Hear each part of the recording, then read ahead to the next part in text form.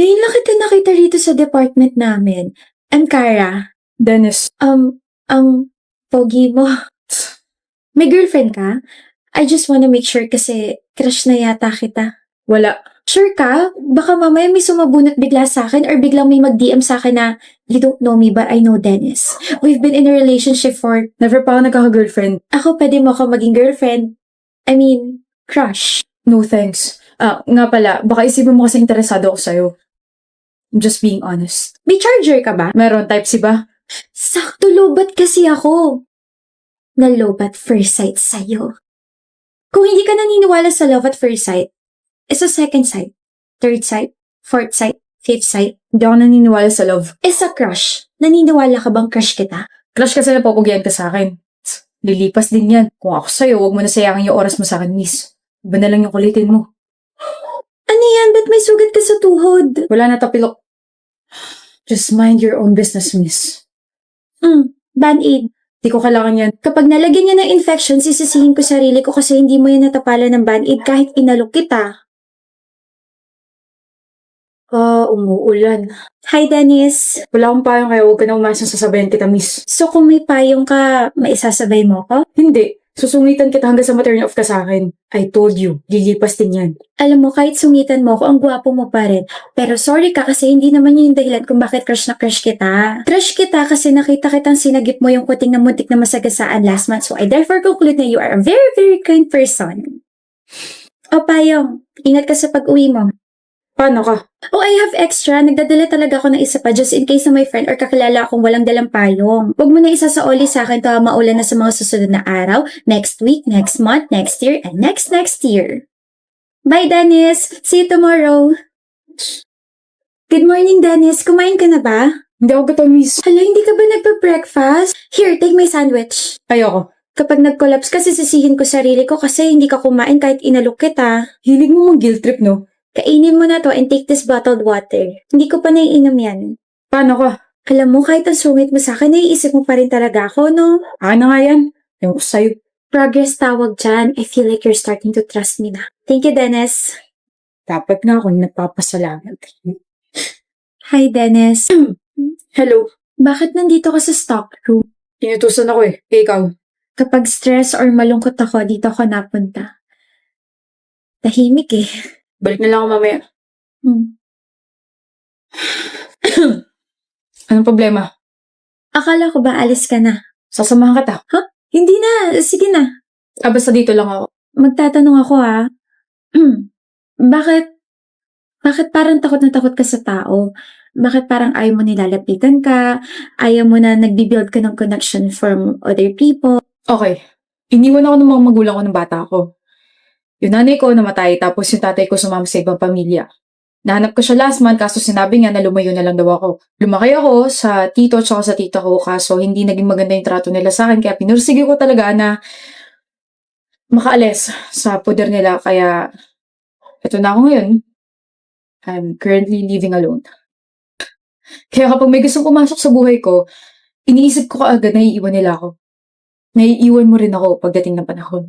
Kaya huwag mo na sayangin yung oras mo sa akin. Hindi naman kita iiwan eh. Kara, Oh, sinabi mo na yung pangalan ko. nagdudugo yung ilong mo. Kara! Arjun, I'm here na. Arjun, invisible ba ako sa paningin mo? Hello? Arjun! Ano ba, miss? Yes, I do. Kamari name ko. Kamaray. Stop doing this. Gusto lang naman kita makausap eh. I told you to stop, right? Paulit-ulit na lang kulit mo ah. And I told you na hindi kita titigilan hanggat di ka napapasakin. May girlfriend ako. Wala akong pake. Willing ako maging kabit mo. What the? Kung hindi ka interesado sa akin, bakit ka nandito? Bakit ka nandito sa harap ng building namin? Arjun, you're waiting for me. Kahit i-deny mo pa na i-deny, deep inside, gusto mo rin ako. Lasing ka ba? Arjun, Baby! sorry, nag-antay ka ba na matagal? May in-announce pa kasi yung prof namin eh. Di naman, B. Alis na tayo? You must be Arjun's girlfriend. Hi, I'm Kamari. Let's go, baby. Hindi mo ako papansinin? You're rude. Arjun, yan ba yung mga tipo mo? Nasaan na yun? Siya ba yun? Yung nakwento mo? Yung hindi ka tinitigilan kahit alam na may girlfriend ka na? Oo, kakairita. Ilang beses ko na siya sinabihan tumigil na siya. Ba ayaw pa? Willing pa raw siya maging kabit. Kilabutan ako. Baby, you know me. Maiksi yung pasensya ko kapag inaagrabyado tayo. Yung mga mata ko, nandidilim, parang ganito. I think you need to take an action, ha? You have powers, eh. And you know me, Arjun. I got you. Always. Hey, ugly! Pangit! Alexis! Kanina pa kita tinatawag. Sorry. Akala ko kasi sarili mo yung tinatawag mo. You're really rude, you know? Calling me pangit. Hindi ba rude yun? You sound so childish. Anyway, hindi ko kasama yung boyfriend ko. Hindi mo siya matititigan. Ako lang. Ikaw yung sadya ko. I just want to let you know that I'm like your boyfriend. Talaga? What a coincidence. Gusto ko rin siya. I can steal your boyfriend. Sige nga. Hindi ka takot? Bakit ako matatakot? Wala namang pakin sa ibang tao. Ilang beses ka na niya na-reject? 8. Don't worry. Pang-siyam na to.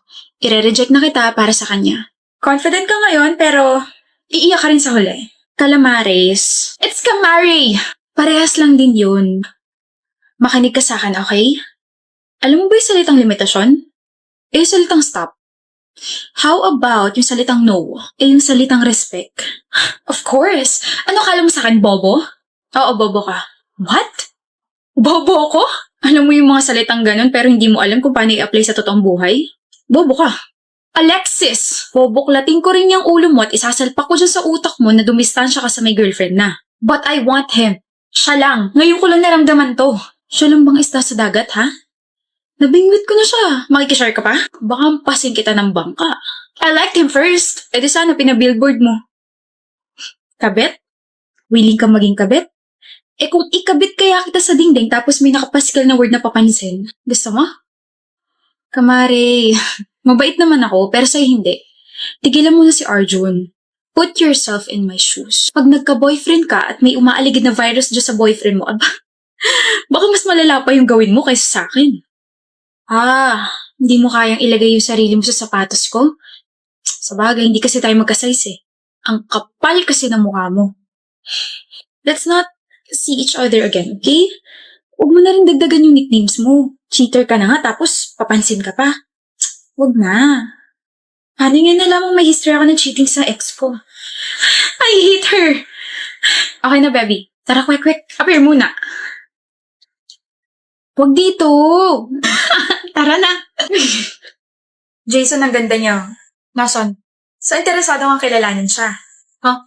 Sabi mo, nasaan eh? Nasaan yung paki ko sa sinasabi mo may magandang babae? Safe sa away. Mahal, may tanong ako. Ayokong sagutin. Sasagutin mo o kukurting ko yung gilagid mo? Ano ba yun? Kapag namatay ba ako, maghanap ka ng iba? Depende. Depende? Oo, depende. Inulit pa nga. Bakit? Depende. So ngayon pa lang na hindi pa ako namamatay, iniisip mo na maghanap ng iba. Maria Finn! Ano? Ito na nga, susuyuin ka na. Pasensya ka na kasi tatanga-tanga sumagot yung jowa mo eh. Ewan ko ba sa sarili ko? Alam mo yun, kapag nakikita at nakakausap kita, nawawala pa rin ako sa sarili ko kasi mahal na mahal kita eh. Ganda-ganda mo. Oh, sige na nga, pinapatawad na kita. Talaga? Bati na tayo? Gusto mo yun sabihin ko? Utot mo mabaho. Bakit kasi sobrang alat ng adobong niluto ko kanina? Yan tuloy, tinuyo na ng tuluyan. Be! Miss mo na. Ayun, dala mo. Picture namin dalawa. Ano ka ba? 3 araw pa lang lumilipas, magigising din si Stella, bro. Ang lala ng aksidente niya eh. Hindi. Ano ba to iniisip ko? Magigising din yun. Magigising din yung girlfriend ko. Hindi lang naman ako yung nag-aantay sa kanya. 'Di ba? We're all praying for her, bro. Dalo kami everyday. Dito lang kami. Thank you. Ba't ka ba nandito sa bahay ko, Hitch? Ano? Ano yun? Last week pagising si Stella. Sorry kung hindi ko nasabi sa'yo. Hey. Iwan ko muna kayong dalawa. Thank you, tita. Kilala mo ako. EJ, Ang laki na ng pinagbago mo. Ako rin. Tingnan mo. Ang haba na ng buhok ko. It's so uncomfortable. Nagtatampo nga pala ako sa'yo. You weren't there when I woke up. Kanina ko lang nalaman kay Hitch na last week ka pa pala nagising. Sorry, Stella. Nabisi kasi ako eh. It's okay. Nandito ka naman na. Kamusta pakiramdam mo? I feel light, but I can't really move my legs that much. Parang nag-a-adjust pa. Pero since nandito ka na, I'll start my therapy tomorrow. You'll be there, right? EJ? Stella, where's your promise ring? Tinanggal ko. Bakit? Masikip na? Sa bagay, 7 years na yung lumipas. May bago na bang ilalagay? May bago na bang ilalagay na singsing dyan sa ring finger mo? Sorry. Di mo ako nahintay. Sa susunod na lang tayo mag-usap. Ang tagal mong tulog. Was that my fault? Of course not. Pero hindi namin alam kung magigising ka pa ba. I waited and waited and waited. Pero kada araw na lumilipas, pahirap ng pahirap. Sorry, Stella. Kayo na ba? Hindi pa. Then, pwede na maging kayo. EJ, I'm breaking up with you. Alis ka na. Thank you for still coming here. Nak, may alam po ba kayo? Nagpaalam siya sa akin last year pero sabi ko wala ako sa posisyon para humindi o umoo sa sinabi niya. Tsaka nak, pagkatapos nang hindi na siya dumalaw sa'yo. Ngayon na lang ulit. Bagay ba sa akin tong new hairstyle ko? Stella, pupunta ka ba? Sa wedding ni EJ? Of course not. Hindi ako tanga para gawin yon. Tama. Insensitive rin yung ex mo, no? Yung fiancé niya yung nagpadala ng invitation. Funny, right? Weh? Kapal ng mukha. Anyway, anong plano mo? Punta ka ibang bansa? Maghahanap ka na ng bagong boylet? Wala sa isip ko yon. Gusto ko ulit sumaya and bawiin yung 7 taon na nasayang sa buhay ko. I'll just travel, live, and make the most out of it. I love it. That's the spirit, Stella.